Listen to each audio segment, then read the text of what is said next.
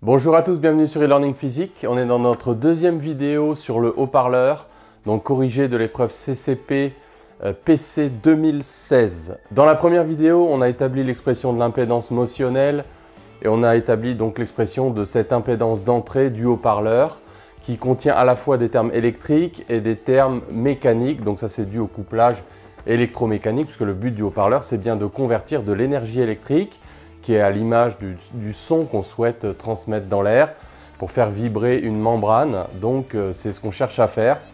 Et donc dans cette deuxième vidéo, on est dans la partie A3. Donc on est dans l'étude énergétique. Et le but, comme dans tout exercice d'induction, là donc c'est un cas de Lorentz, donc un circuit mobile dans un champ magnétique permanent, mais non uniforme. On cherche à établir un bilan énergétique et c'était très guidé. Donc la méthode générale pour établir un bilan énergétique en induction, c'est de prendre l'équation électrique, de la multiplier, qui est souvent une loi d'Émaille, de la multiplier par le courant pour faire apparaître des termes qui sont homogènes à des puissances. Et puis on fait pareil avec l'équation mécanique. On prend le théorème du centre d'inertie, si c'est un problème en translation comme ici, et on le multiplie par la vitesse, là aussi pour faire apparaître des puissances. On va voir qu'ici, on va être amené aussi à prendre tout ça en valeur moyenne et à définir le rendement du haut-parleur. Mais tout ça était vraiment très guidé par cet énoncé. Il y avait pratiquement toutes les réponses dans l'énoncé. Donc, ce qu'il fallait, c'était vraiment expliquer ce qu'on faisait. Donc, j'ai réécrit la loi d'Émaille, donc qui fait apparaître la tension U qui sort de l'amplificateur, qui alimente le haut-parleur, la résistance du bobinage, son auto-inductance, et la force électromotrice induite, dont l'expression était donnée par l'énoncé, puisqu'encore une fois, on n'avait pas l'expression du champ électromoteur. Alors, on nous demande d'établir un bilan de puissance électrique instantané dans un premier temps. Donc, on prend la loi d'Émaille et on la multiplie partout par le courant pour faire apparaître quelque chose d'homogène à une puissance, le produit d'une tension par une intensité. Et donc, on obtient très exactement ce qui est dans le texte. Donc, il s'agissait simplement d'identifier chacun des termes, peut-être dans les mettre dans l'ordre. Donc là, on reconnaît la dérivée des fonctions composées de l'énergie magnétique 1/2 de Li carré, emmagasinée par la bobine, dans laquelle il y a donc un champ magnétique induit. On avait la puissance joule, donc ça c'est Ri carré, toujours positive, et puis la puissance des forces de Laplace, puisque ce terme-là peut se réinterpréter de différentes manières. E, c'était VBL, donc ça fait la vitesse fois I, le champ magnétique, fois la longueur du bobinage, mais ça n'était rien d'autre, donc avec le signe moins que la force de Laplace. Donc on voit qu'effectivement, ça c'est le produit de la force de Laplace algébrique par la vitesse. Donc on reconnaît bien la puissance des forces de Laplace. Donc ça, c'est un terme de couplage électromécanique. Donc la puissance fournie par le générateur, puisque pour le générateur, on est en convention générateur, donc c'est une puissance fournie. C'est donc la puissance, la dérivée par rapport au temps de l'énergie magnétique, donc la puissance magnétique, si on veut, la puissance joule et la puissance des forces de Laplace, donc en valeur instantanée. Ensuite, dans la question d'après, on nous demandait d'établir, donc ça c'était la question A3.1, dans la question A3.2, on nous demandait d'établir un peu la même chose mais avec le bilan mécanique. Donc on va reprendre le théorème du centre d'inertie. Donc le théorème du centre d'inertie qui nous disait que la masse fois l'accélération, c'était la force de Laplace plus la force de rappel élastique, plus la force de frottement fluide, donc qui décrivait le mouvement de la membrane dans l'air. Donc ça va être, on va le voir, la partie utile du haut-parleur, pour une fois. On va multiplier ça scalairement par V pour faire apparaître, là encore, des puissances, produit d'une force par une vitesse, bien sûr. Donc là, on reconnaît la dérivée par rapport au temps de l'énergie cinétique, dérivée des fonctions composées, 1/2 de mv carré, tu peux le revérifier en redérivant. Là, on reconnaît pour les mêmes raisons que tout à l'heure la puissance des forces de Laplace. V, c'était aussi dz sur dt. Donc là, on reconnaît moins la dérivée par rapport au temps de l'énergie potentielle élastique 1/2 de kz carré. Donc z, c'était forcément l'allongement. Et puis là, on a donc la puissance de l'amortissement comptée négativement. Et donc l'énoncé nous demandait de peut-être réorganiser ça un petit peu différemment, simplement de faire passer ces deux termes-là de l'autre côté du signe égal. Donc effectivement, la puissance des forces de Laplace, c'est la dérivée par rapport au temps de l'énergie cinétique, plus la dérivée par rapport au temps de l'énergie potentielle élastique, plus donc en valeur absolue, la puissance, la valeur absolue de la puissance dissipée donc par le frottement fluide entre la membrane et l'air. Donc ce terme-là, c'est plus lambda v carré, donc compté positivement. Donc tout ça, c'est un bilan instantané. Alors pour avoir vraiment l'interprétation globale du bilan, on va éliminer la puissance des forces de Laplace, la puissance de couplage entre l'équation, le bilan électrique, le bilan mécanique pour obtenir un bilan complet. Donc il suffit de prendre ici la puissance des forces de Laplace, de la réinjecter dans la première équation et de réorganiser les différents termes pour en donner une interprétation physique. Donc quand on substitue la puissance des forces de Laplace dans le bilan électrique, donc on voit apparaître très exactement un bilan à l'image de ce qui nous était donné dans l'énoncé. Donc là, on va récupérer la dérivée par rapport au temps de l'énergie mécanique, somme de l'énergie cinétique plus l'énergie potentielle élastique. Et donc là, la valeur absolue de la puissance dissipée par la membrane dans l'air. Donc, on peut déjà donner une interprétation physique de ce bilan instantané, parce que tout de suite après, on va le prendre en valeur moyenne. Donc, on peut dire que la puissance délivrée par le générateur au circuit, donc c'est lui qui fournit la puissance dans un bilan comme ça. Sur l'induction, c'est toujours bien de mettre dans le membre, dans un des deux côtés de l'équation, dans un des deux membres, le terme moteur du mouvement ou du phénomène. Donc ici, c'est la puissance fournie par le générateur qui d'une part sert donc à donner au circuit, à conférer au circuit de l'énergie magnétique donc dans la bobine liée à l'existence d'un champ magnétique dans cette bobine. D'autre part, il y a des pertes par effet Joule qui malheureusement sont inévitables.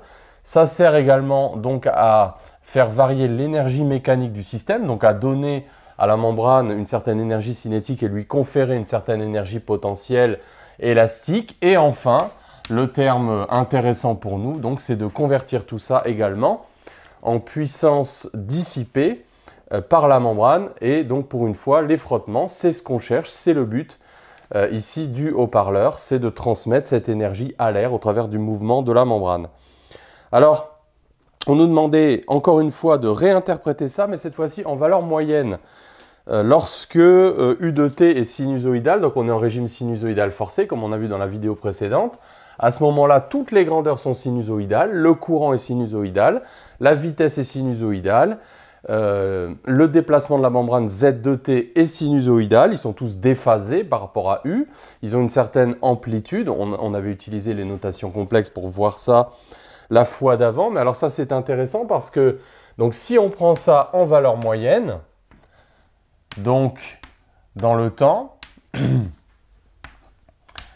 eh bien on va voir que certains termes, puisqu'ils sont périodiques, ont une valeur moyenne qui est nulle, et voilà la raison pour laquelle finalement tout ce qui est avec des dérivés par rapport au temps, on va voir que leur valeur moyenne est nulle dans le temps, et donc il va nous rester à la fin que la puissance délivrée par la source, c'est-à-dire ce terme-là, alors ce n'était pas vraiment dit dans l'énoncé, il fallait lire un peu entre les lignes, c'est la valeur moyenne de RI carré, donc la puissance joule, plus la valeur moyenne de donc cette puissance en valeur absolue, donc délivrée à l'air par le frottement fluide de la membrane dans l'air. Alors, donc c'est intéressant le bilan en valeur moyenne, parce que finalement, nous, ce qui nous intéresse pour un fonctionnement du haut-parleur sur de nombreuses périodes, c'est pas le fonctionnement instantané. De la même manière, quand on est en régime sinusoïdal pour une impédance, on ne s'intéresse pas vraiment à la puissance instantanée, mais on s'intéresse à la puissance moyenne, parce que pour les autres, en fait, on va voir qu'elles sont alternativement, elles prennent de l'énergie à la source, mais elles la redonnent aussi sur une autre demi-période. Donc globalement, elles ne rentrent pas dans le bilan de puissance moyenne. Alors pourquoi est-ce que justement un terme de ce type, avec une dérivée par rapport au temps, a une valeur moyenne nulle? Alors peut-être qu'on peut le justifier. Qu'est-ce que c'est que par exemple que la valeur moyenne de d sur dt, donc de l'énergie magnétique, 1/2 de Li carré?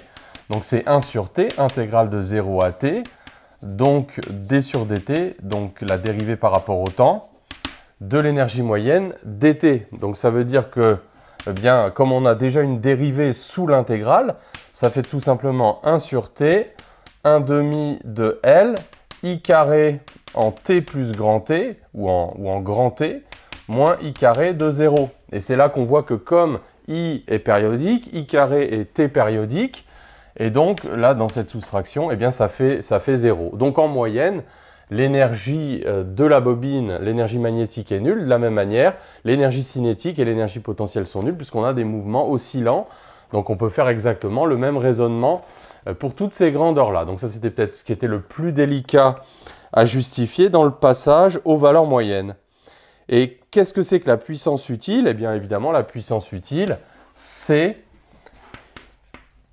le frottement de l'air. Alors là aussi, ça pouvait paraître peut-être anti-intuitif, parce que généralement, les frottements, on les fuit, on essaye de les limiter. Mais là, au contraire, c'est la puissance utile, ce sont les frottements avec l'air.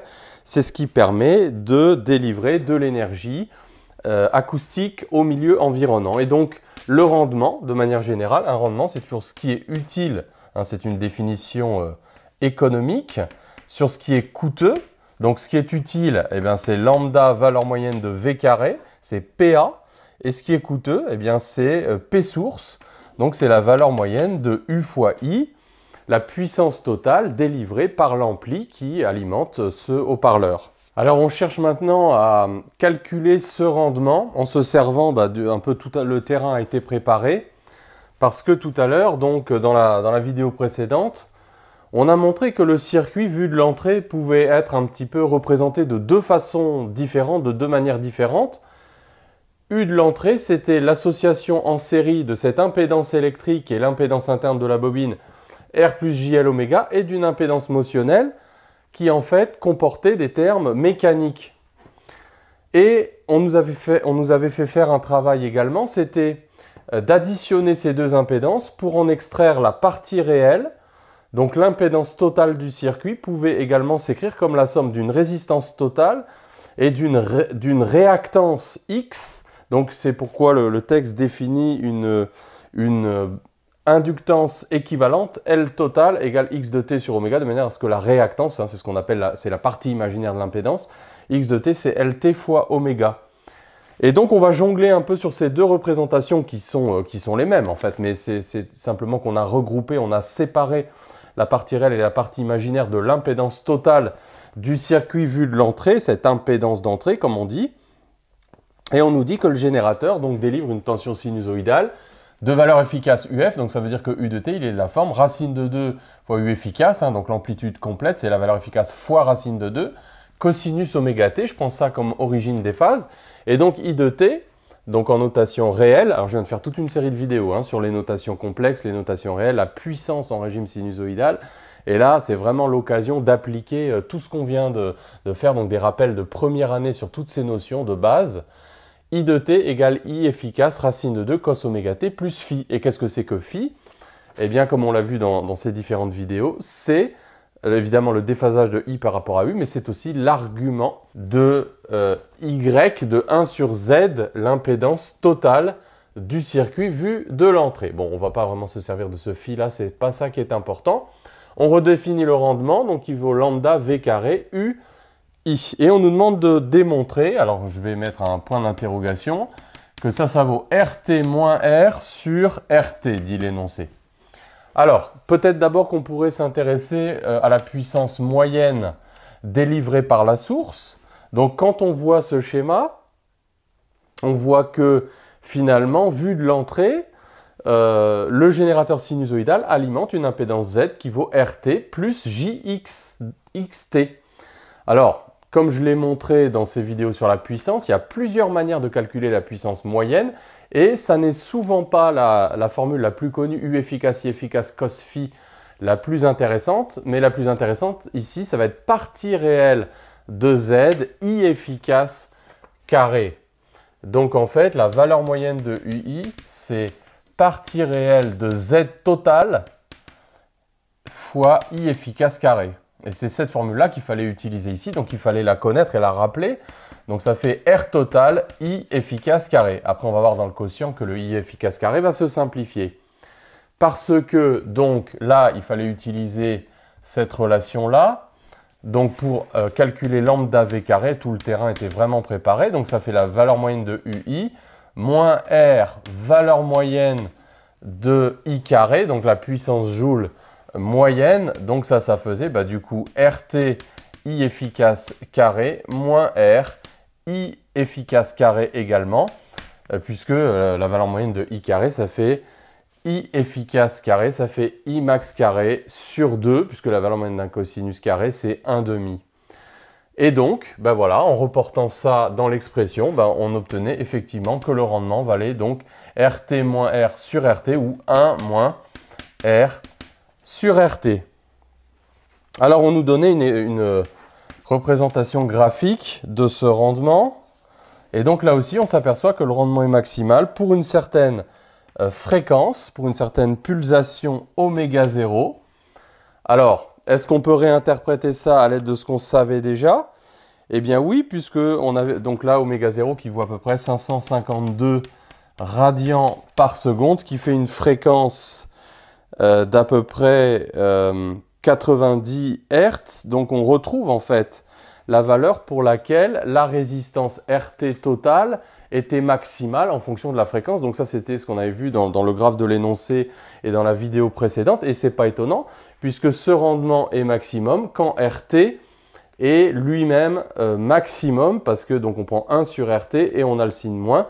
Donc c'est quand RT est maximum que eta est maximum. Donc ce haut-parleur est fait pour fonctionner autour de cette fréquence-là. Et on nous faisait apparaître donc une valeur 0,1 du rendement, donc un rapport de 10%.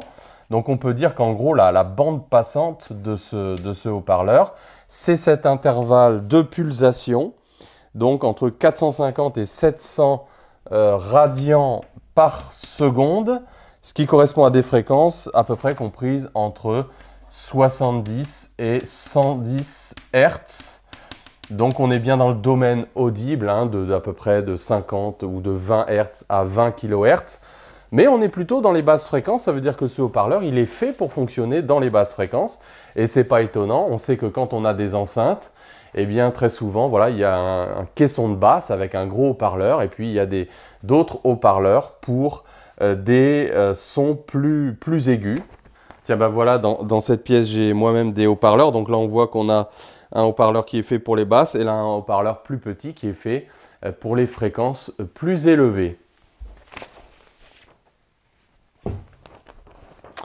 Voilà, donc expliquer pourquoi les enceintes acoustiques comportent plusieurs haut-parleurs, eh bien c'est ce qu'on vient de faire. Donc voilà, beaucoup de choses à retenir de ce sujet CCP physique 2016 PC. Aujourd'hui, on a vu le bilan d'énergie, le bilan d'induction, donc calcul du rendement. Donc je pense que c'est intéressant à plusieurs niveaux, notamment la technique sur l'équation électrique, l'équation mécanique, le découplage par rapport à la puissance des forces de Laplace. Donc ça, c'est extrêmement fréquent quand le couplage est parfait, comme on dit, comme ici. Et puis eh bien l'utilisation des petites formules de première année sur la puissance moyenne consommée par une impédance. Donc là, ça fait directement référence là aussi, encore une fois, aux vidéos que je viens de publier il y a 1 ou 2 semaines. Voilà, on se retrouve pour une prochaine vidéo. À bientôt!